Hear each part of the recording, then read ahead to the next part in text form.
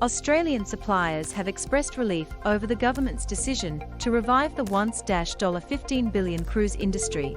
However, key details, like safety protocols, are yet to be determined by authorities, which could cause further delays. Health Minister Greg Hunt said today the federal government would be working with states and territories to resume cruising in Australia, but that it would be up to individual governments to ensure they are ready. Mr. Hunt said New South Wales, Victoria and Queensland were the most advanced in their consideration, meaning they are expected to be the first offering the service. It is an important sign of Australia returning to normal, he said. Read more. Booster now required to be fully vaccinated. The responsibility to restart cruises lies with state and territories, Hunt said. Supplied. Work has advanced significantly with states and territories. It will be up to them to ensure they are ready and feel they are in a position to do this. We are simply in the position now of waiting for protocols to be agreed and developed by individual states and territories. Mr. Hunt said there needs to be a three-way partnership between the cruise sector, the Commonwealth, and the states and territories.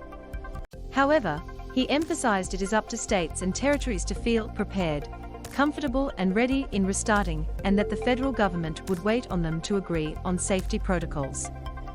These protocols include plans for repeated testing and isolation. Mr. Hunt said the government is waiting for state and territories to confirm safety protocols. 9 News.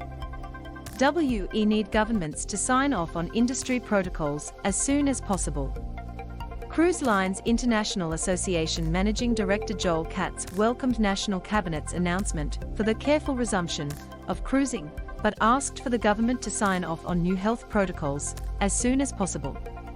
Most cruise lines have cancelled sailings through to the end of May, and it will take several months to prepare ships for their return. So we need governments to sign off on industry protocols as soon as possible so we can begin a careful and responsible revival of cruise tourism in Australia, he said.